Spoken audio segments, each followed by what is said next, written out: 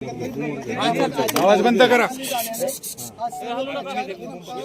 शांत पद्धतीने करण्यात आला, परिपत्रक फक्त वाटण्यात आलं। 28 तारखेला ही घटना जेव्हा घडली तेव्हा अजितदादा कार्यकर्त्यांच्या इलेक्शनसाठी घाईघाईली विमानाली निघाले आणि दुर्दैवी ही घटना घडली। म्हणजे हे कार्यकर्त्यांचं इलेक्शन आहे। आज प्रचाराचा शेवटचा दिवस, जिल्हा परिषदचा 12 जिल्ह्यांमध्ये या निवडणुका त्या ठिकाणी लागलेल्या आहेत। त्यामुळे मला असं वाटतं की अजितदादा जो विचार पुढे घेऊन जात होते त्या विचाराला पाठिंबा हा नागरिकांनी द्यावा अशी विनंती त्यांना त्या ठिकाणी करतो। आणि राजकीय नेते दादा तर होतेच, अनेक फार मोठं नेतृत्व राजकारणातलं अजितदादा होते। त्यामुळे राजकीय दृष्टिकोनातून जर आदरांजली आपल्याला दादांना द्यायची असेल तर त्यांचे कार्यकर्ते, त्यांच्या विचाराचे कार्यकर्ते जिथं जिथं उभे आहेत तिथं लोकांनी त्यांना सहकार्य करावं असं पवार परिवाराच्या वतीने या ठिकाणी मी बोलेल। पवार परिवाराला सुद्धा या दुःखद घटनेमुळे आणि या दुःखद टाईममुळे प्रचाराला कुठेच त्या ठिकाणी जाता आलं नाही। त्यामुळे लोकही त्या बाबतीत काही गोष्टी समजून घेतील असं वाटतं। कुटुंब प्रमुखाची जबाबदारी पवार साहेब आपण पार पाडताना आपण बघतोय। एवढं मोठं दुःख असताना स्वतः पवार साहेबांनी सर्व पवार कुटुंबियांना आपल्या सोबत घेत दुःख कमी करण्याचा प्रयत्न केलेला आहे। आणि आज आपण बघितलं की बैठक झाली आणि अजितदादांच्या स्मारकाची जागेची पाहणी देखील करण्यात आली। पवार साहेबांच्या बाबतीत बोलायचं झालं तर आमच्या परिवारामध्ये पवार साहेब हे नेहमीच केंद्रबिंदू राहिलेले आहेत। राजकीय दृष्टिकोनातून पवार साहेबांचं कार्य मोठं होतं, सामाजिक दृष्टिकोनातून कार्य मोठं होतं आणि परिवाराला जेव्हा केव्हा अडचणी आल्यात तेव्हा पवार साहेब हे भक्कमपणे परिवाराबरोबर राहिलेत। अजितदादासुद्धा परिवाराबरोबर जेव्हा केव्हा अडचण त्या ठिकाणी आली तेव्हा ते राहिलेले आहेत। आणि आज दादा नसताना पवार साहेबांचं मार्गदर्शन हे जसं पूर्वी आम्हाला मिळत होतं तसं आत्तासुद्धा त्या ठिकाणी ते मिळतंय। आणि पार्थ असेल, जय असेल, काकी असतील, आम्ही सर्वजण असो हे पवार साहेबांच्या मार्गदर्शनाखाली व्यक्तिगत परिवारातले कुठले विषय असतील नाहीतर या ट्रस्टचा विषय असेल तर हे सर्व विषय व्यक्तिगत परिवाराचे आहेत आणि सामाजिक आहेत। याच्यात कुठेही त्या ठिकाणी राजकारण नाही। आणि त्यामुळे पवार साहेबांचं मार्गदर्शन आज आम्हाला जसं लागतंय तसं आम्ही त्या पद्धतीने या ठिकाणी काम करत असताना बघतोय। पार्थ, जय, काकींचं आणि सर्वच लोकांचं, आमच्या सगळ्या सर्वांचंच मत आहे की एक चांगलं स्मारक हे अजितदादांच्या नावाचं त्या ठिकाणी असावं। आणि त्या दृष्टिकोनातून योग्य जागा कुठली जिथं लोकांना येता येईल, भेटता येईल, बघता येईल, दर्शन घेता येईल। आणि काकांचं काम, अजित काकांचं काम हे 35-40 वर्षाचं राजकारणातलं होतं। त्यामुळे म्युझियमसुद्धा चांगल्या पद्धतीचं व्हावं असं लोकांची इच्छा आहे, परिवाराची इच्छा आहे। मग ते बारामती शहरामध्ये असावं का दुसरीकडे कुठं असावं या बाबतीतल्या सगळ्या चर्चा त्या ठिकाणी झालेल्या आहेत। पुढच्या काही दिवसात योग्य असा निर्णय परिवाराकडनं आणि या ज्या संस्था आहेत ज्या सामाजिक क्षेत्रामध्ये काम करतात या संस्थेचे जे सर्व प्रमुख आणि ट्रस्ट आहेत त्यांच्याकडनं पुढच्या काही दिवसांमध्ये घोषणा होईल असं वाटतं। दादा, विलीनीकरणाच्या संदर्भात पवार साहेबांनी स्पष्ट सांगितलं की अजितदादांनी जयंत पाटील यांच्यामध्ये वारंवार बैठका झाल्या, सगळ्या दोघांनी नेत्यांना माहीत होतं। परंतु आपण बघितलंय की अजितदादा गटाचे काही लोकांनी युटर्न घेतला आणि त्यांनी ही युती नको आणि अशी चर्चाच झाली नाही असं त्या ठिकाणी स्पष्टीकरण दिलेलं आहे।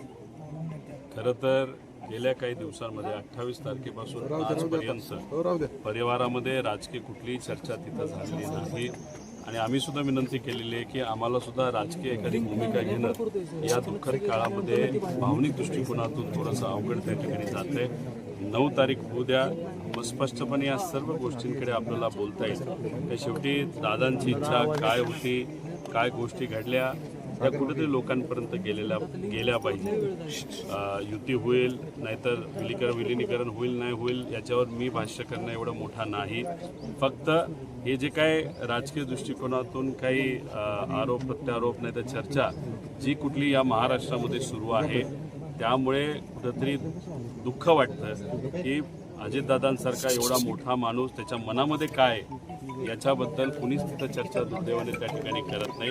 चर्चा दुसरीकडेच कुठंतरी भरकटत चाललेली आहे आणि त्याला एक राजकीय स्वरूप हे मोठमोठ्या नेत्यांनी तिथं दिलंय हे बघून कुठंतरी परिवारातला एक व्यक्ती म्हणून दुःख वाटतं. पण आमदारांनी चर्चा सुरू केली की हा सगळा घातपात आहे, तर कसं पाहिलं जातं? हे काय विमानात घडलं, कसं घडलं हे सुद्धा 9 तारखेनंतर मी स्पष्टपणे आपल्या सर्वांना त्या ठिकाणी सांगेल. जे काय आमच्यापर्यंत माहिती आली आहे, अजून काय माहिती आम्ही मागवत आहोत. कारण एखादी घटना घडल्यानंतर खरंच काय झालं हे लोकांसमोर येणं हे फार महत्त्वाचं आहे.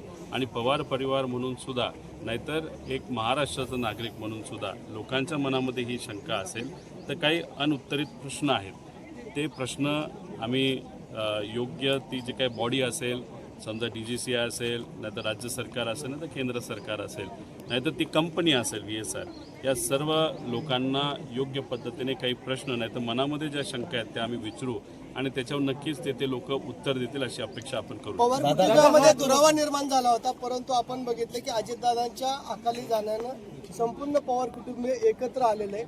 कायमस्वरूपी हाच स्नेहभाव पवार कुटुंबामध्ये राहील आणि पुन्हा एकदा दोन्ही पक्ष एकत्र येतील. पवार परिवाराबद्दल बोलायचं झालं तर काही प्रमाणात जेव्हा पक्ष वेगळे झाले होते तेव्हा कुठंतरी एक जाणीव झाली होती की कुठंतरी दुरावा परिवारामध्ये तिथं आलेला आहे. पण नंतरच्या काळामध्ये साहेबांकडनं सुद्धा असेल, सुप्रियाताईंकडनं असेल, अजितदादांकडनं असेल, काकींकडनं असेल, सुनीता काकींकडनं, कारण का हे सर्व राजकारणात आहे.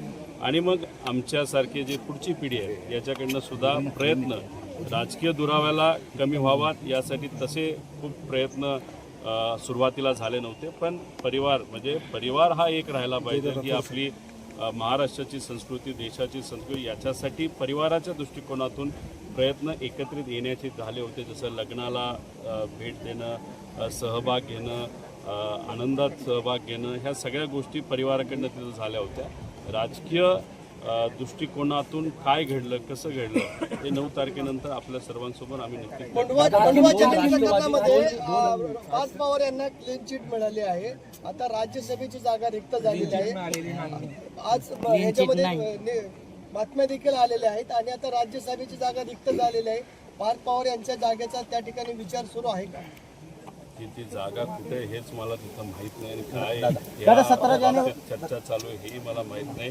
आणि गेले काही दिवस न मीडिया चॅनल आम्ही बघतोय न पेपर वाचतोय, त्यामुळे खरंच काय घडलं हे आत्ता तरी माहीत नाही. पण राजकीय क्षेत्रामध्ये काम करत असताना कधीही बोलत असताना मोगम बोलून चालणार नाही. त्यामुळे 9 तारीख उद्या सगळे विषय समजून घेतो, मग स्पष्टपणे. पवार कुटुंब आणि राष्ट्रवादी एक नातं आहे आणि राष्ट्रवादी दादांची वेगळी असली तरीही राष्ट्रवादीचं अध्यक्षपद पवार कुटुंबियाकडे राहायला पाहिजे अशी सगळ्यांची इच्छा आहे.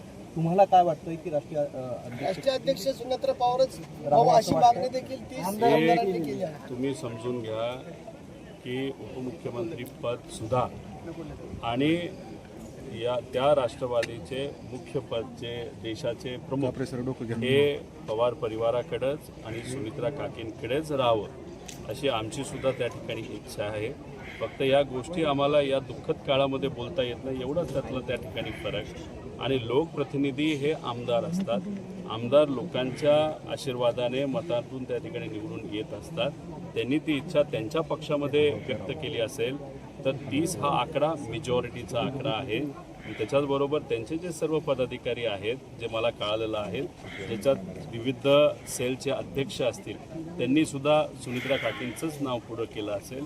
त्यामुळे कुणी किती काय प्रयत्न केले तरी आमदारांचं म्हणणं, परिवाराचं म्हणणं, पदाधिकाऱ्यांचं म्हणणं आणि लोकांचं, महाराष्ट्रात तमाम लोकांचं म्हणणं हे कुणीही डावलणार नाही. त्यामुळे आम्हाला सुद्धा वाटतंय कि काकेश तिथं त्या पक्षातले प्रमुख राजे. हाल ही में घटना हुई है, रोहित शेट्टी के घर पे 4 राउंड फायरिंग हुई थी, लेकिन अब तक जो है आरोपी काकींनी त्यानंतर तुमचं काय बोलणं झालं त्यांच्याशी किंवा एक कुटुंबीय म्हणून तुम्ही काय बोलले, ट्विट केलं? आज मी जे काही ट्विट केलं त्याच्याबद्दल थोड्या वेळापूर्वी मी बोललो, त्याचं मी वक्तव्य सुद्धा केलं. अजितदादा कार्यकर्त्यांच्या प्रचारासाठी विमानाने येत असताना दुर्दैवी ही घटना घडली. अजितदादांसाठी कार्यकर्ते फार महत्त्वाचे होते. तुम्ही बघितलं असेल पिंपरी चिंचवडमध्ये सुद्धा त्यांनी फार मनापासून कार्यकर्त्यांसाठी प्रचार केला होता. आज जिल्हा परिषदचा प्रचाराचा शेवटचा दिवस आहे. त्यामुळे दादा ज्यांच्यासाठी झटत होते, ज्या विचारासाठी झटत होते, त्या विचाराला पाठिंबा मतदार बंधू आणि भगिनींनी द्यावा अशी इच्छा या ठिकाणी मी व्यक्त करतो आणि त्याची श्रद्धांजली म्हणजे अजितदादा एक फार मोठे राजकीय नेते असल्यामुळे राजकीय दृष्टिकोनातून बोलायचं झालं आणि राजकीय दृष्टिकोनातून आदरांजली